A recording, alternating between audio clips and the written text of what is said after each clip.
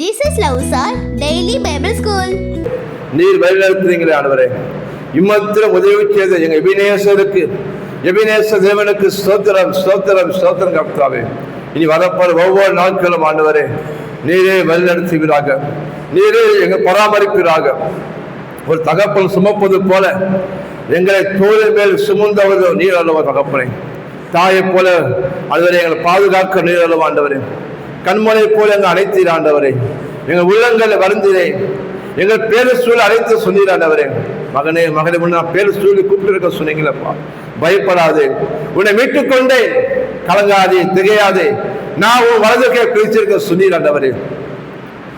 காணாத நோக்கி பார்க்கிற உனக்கு இன்றைக்கு வாழ்க்கையை பார்க்கிற எல்லா சூழ்நிலைகளும் எல்லாம் தேவைகளும் அது சேர்க்கிறது நீங்கும். இந்த லேசான உபத்திரம் உன்னை விட்டு கர்த்தர் கண்டிப்பாக நன்மையினால் அவன் நிரப்புவார். உங்க வாய் நன்மையினால் திருப்தியாக்குவார். உன் வாயை விரிவால் திறக்க சொன்னவர். உன் நிரப்பம்படி, உன் ஆசீர்வதிக்கும்படி இந்த காலை துதியெல்லாம் அவருக்கு செலுத்துங்க. உங்க பலனெல்லாம் அவருக்கு கொடுங்க. உங்க மகிமையெல்லாம் அவருக்கு செலுத்துங்க. ஆமென் ஆமென் ஆமென். ஸ்தோத்திரம் ஸ்தோத்திரம் கர்த்தாவே, உமக்கு நன்றி.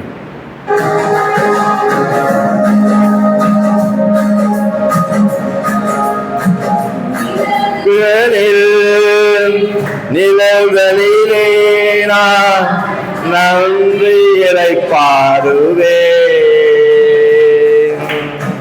நீ துணையா இருப்பதனால் என்றும் இறைப்பாருவே.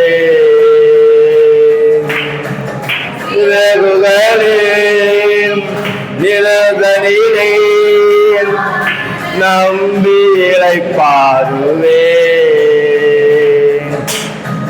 நீ துணையா இருப்பதனால் என்றும் இளைப்பாருவே.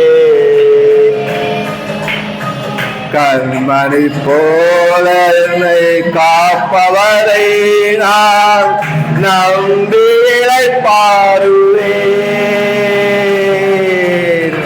கண்ணுறங்காமல் காப்பவரை நாம் நம்பி இளைப்பாருவே. கண்மணி போலே ஆராதனை மறைவிடமே உமக்கு ஆராதனை.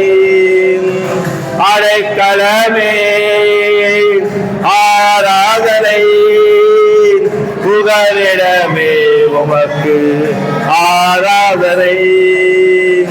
ஆராதனை உமக்கு ஆராதனை. என்னை நேசிக்கும் இயேசுவே ஆராதனை ஆராதனை. ஆராதனை உமக்கு ஆராதனை. என்னை ஆதரிக்கும் இயேசுவே ஆராதனை. உன் பக்கத்தில் 1000 பேரும் உன் வலது பக்கத்தில் 10000 பேர் விழுந்தாலும் அது உன்னை அழகாக சொன்னவர், உண்மையுள்ளவர். தேங்க்யூ அப்பா. ஓ தேவனே, உமக்கு நன்றி.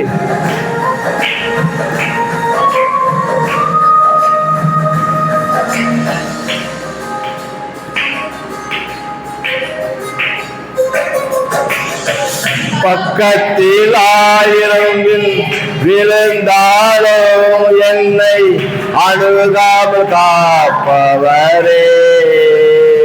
வல பக்கத்தில் 10000 விழுந்தாலோ என்னை அணுகாமல் காப்பவரே. பக்கத்தில் 1000 பேர் விழுந்தாலோ நம்மை அணுகாமல் காப்பவரே. பக்கத்தில் 10000 விழுந்தாலோ என்னை அணுகாமல் காப்பவரே. அடைக்கலமான என் காவலரே, என்னை அணுகாமல் காப்பவரே. அடைக்கலமான என் காவலரே, அணுகாமல் காப்போ மறைவிடவே ஆராதனை புகலிடமே உமக்கு ஆராதனை அடைக்கலமே ஆராதனை புகலிடமே உமக்கு ஆராதனை ஆராதனை உமக்கு ஆராதனை என்னை நேசிக்கும் இயேசுவே உமக்கு ஆராதனை ஆராதனை உமக்கு ஆராதனை என்னை ஆதரிக்கும் இயேசுவே ஆராதனை அவரே ஆராதனைக்குரியவர் உங்கள் துதியை தீபமாக ஏற்றுக்கொள்வார் அவர் சமாதான வெளியெடுக்கிறோம் புகுந்த காணிக்கையாக செலுத்துகிறோம் சுகந்த வாசனையாக செலுத்துகிறோம் ஆண்டவரே ஓ மக்கள் நன்றி எங்க மத்தியில் இருப்பதற்காக நமக்கு ஸ்தோத்திரம்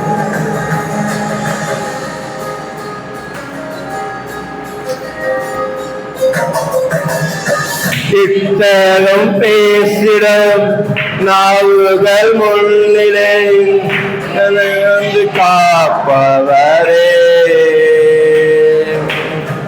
நன்மைக்கு கைமாறாய் தீமை செய்வோர் பக்தியில் என்னை காப்பவரே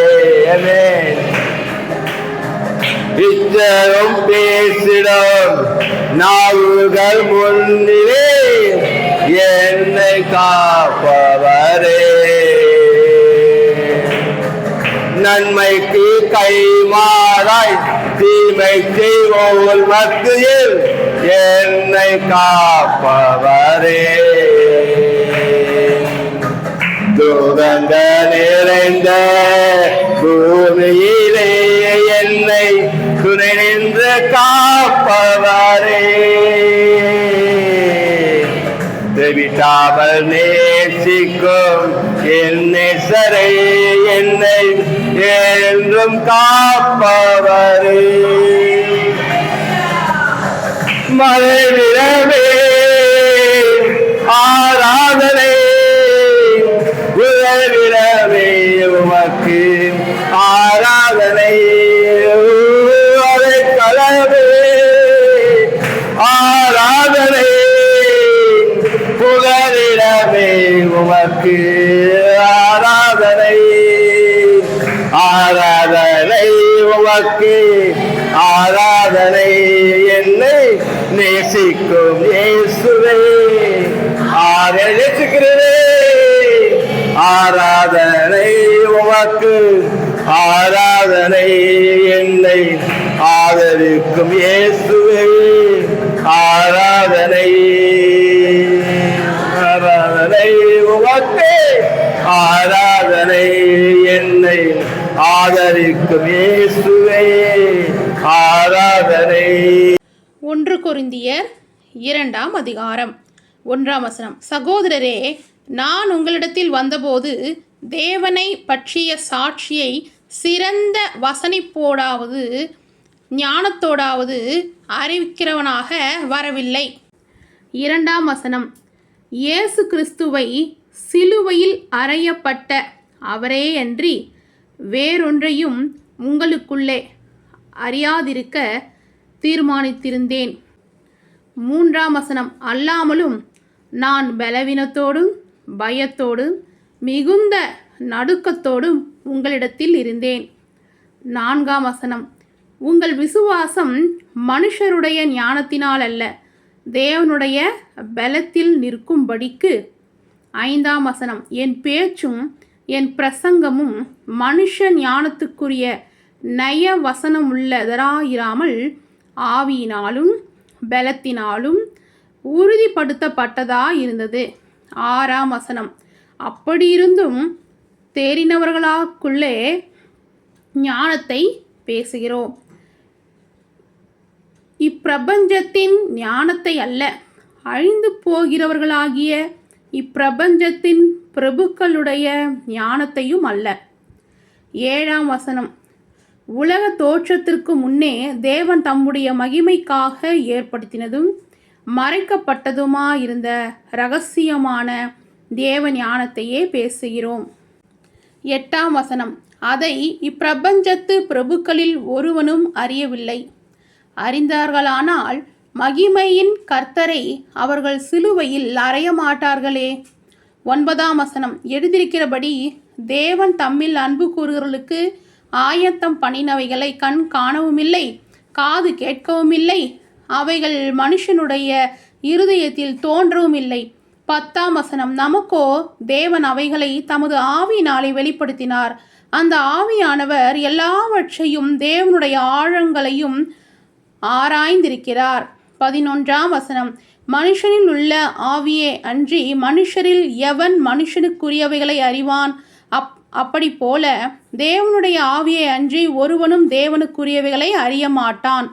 12ஆம் வசனம், நாங்களோ உலகத்தின் ஆவியை பெறாமல் தேவனால் எங்களுக்கு அருளப்பட்டவைகளை அறியும்படிக்கு தேவனில் இருந்து புறப்படுகிற ஆவியையே பெற்றோம். 13ஆம் வசனம், அவைகளை நாங்கள் மனுஷ ஞானம் போதிக்கிற வார்த்தைகளாலே பேசாமல் பரிசுத்த ஆவி போதிக்கிற வார்த்தைகளாலே பேசி ஆவிக்குரியவைகளை ஆவிக்குரியவர்களுடைய சம்பந்தப்படுத்தி காண்பிக்கிறோம். 14ஆம் வசனம், ஜென்ம சுபாவமான மனுஷனோ தேவனுடைய ஆவிக்குரியவைகளை ஏற்றுக்கொள்ளான். அவைகள் அவனுக்கு பைத்தியமாக தோன்றும். அவைகள் ஆவிக்கேற்ற பிரகாரமாய் ஆராய்ந்து நிதானிக்கப்படுகிறவர்களே ஆனதால் அவைகளை அறியவும் மாட்டான்.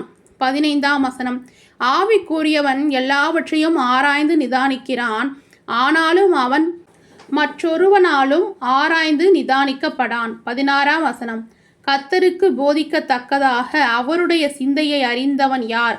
எங்களுக்கோ கிறிஸ்துவின் சிந்தை உண்டாயிருக்கிறது. ஆமேன், ஹல்லேலூயா. Praise Lord children. 1 கொரிந்தியர் 2ஆம் அதிகாரம் முழுதும் படிச்சதை கேட்டீங்க இல்லையா? 2ஆம் அதிகாரம் 12ஆம் வசனம் படிப்போமா? நாங்களோ உலகத்தின் ஆவியை பெறாமல் தேவனால் எங்களுக்கு அருளப்பட்டவைகளை அறியும்படிக்கு தேவனிடத்திலிருந்து புறப்படுகிற ஆவியையே பெற்றோம். தேவனால் அருளப்பட்ட ஆவியை பெற்றவர்கள் எப்படி இருப்பாங்க? ஏசப்பா உடைய அன்பை சொல்லுவாங்க. ஏசப்பாவுடைய அன்பை அநேகருக்கும் காட்டுவாங்க. ஆனால் உலகத்தின் ஆவியை பெற்ற ஜனங்கள் எப்படி இருப்பாங்க? பொய்யா, பகையா, பெருமையா, சுயநலமாக இருப்பாங்க. 2 ஆவிகள் மனுஷனுக்குள்ளே கிரியை செய்யும். ஒன்று உலகத்தின் ஆவி. உலகத்தின் ஆவி இல்லை அப்படின்னா தேவனால் அருளப்பட்ட ஆவியை பெற்றிருப்பாங்க. பிள்ளைகளாகிய நாம் நமக்குள்ளே இருக்கிற ஆவி என்ன ஆவி அப்படின்னு நமக்கு நாமே நிதானிக்கணும். நான் தேவனால் அருளப்பட்ட ஆவியை பெற்றவள் அப்படின்னா நீங்கள் பொய் சொல்கிற பிள்ளைகளாக இருக்க மாட்டீங்க, பெருமை பேசுகிற பிள்ளைகளாக இருக்க மாட்டீங்க, சுயநலமாக நடந்துக்க மாட்டீங்க, நிறைய காரியங்களை சொல்லலாம். ஆனால் உலகத்தின் ஆவியை பெற்ற பிள்ளைகள் எப்படி இருப்பாங்க? எந்த ஒரு காரியம் செஞ்சாலும் அதில் ஒரு சுயநலம் இருக்கும். எல்லா காரியத்துலேயும் பெருமையாக, சில காரியங்களுக்கு பொய்யை கூட என்ன பண்ணுவாங்க? சொல்லுவாங்க. இப்படி உலகத்தின் ஆவியை பெற்ற பிள்ளைகள் தான் பொய்யா பெருமையாக இருப்பாங்க. அப்போ நமக்குள்ள பெருமை வருதா? பொய் பேசிக்கிட்டே இருக்கிறோமா? சுயநலமாக நடந்துக்கிறோமா? இன்னும் அநேக காரியங்கள் நமக்குள்ளே இருந்ததுன்னா நம்ம உலகத்தின் ஆவியை பெற்றிருக்கோம். அந்த காரியங்கள்லாம் நம்மக்கிட்ட இல்லை அப்படின்னா உண்மையாக நீங்கள் தேவனால் அருளப்பட்ட ஆவியை பெற்ற பிள்ளைகள். கர்த்தர் உங்களை அளவில்லாமல் ஆசீர்வதிப்பார். நம்ம எப்படி செயல்படுகிறோமோ நாம் அந்த ஆவியை பெற்றிருக்கிறோம். நான் தேவனால் அருளப்பட்ட ஆவியை பெற்றிருக்கிறேன்னா கண்டிப்பாக பரிசுத்த ஆவியானவர் உங்களை சகல சத்தியத்திற்குள்ளும் வழிநடத்தி கொண்டு இருக்கிறார். ஆமென். சில்ட்ரன்ஸ், இப்போ உங்களுக்கு கேள்வி கேட்கலாமா? தேவனுடைய டேஷ் ஒருவனும் தேவனுக்குரியவைகளை அறிய மாட்டான். ஆவியே அன்றி. உலக ஆவி. உலக ஞானம். சரியான விடையை எழுதி அனுப்புங்க. கர்த்தர் உங்களை அளவில்லாமல் தம்முடைய ஆவியினால் நிரப்புவாராக.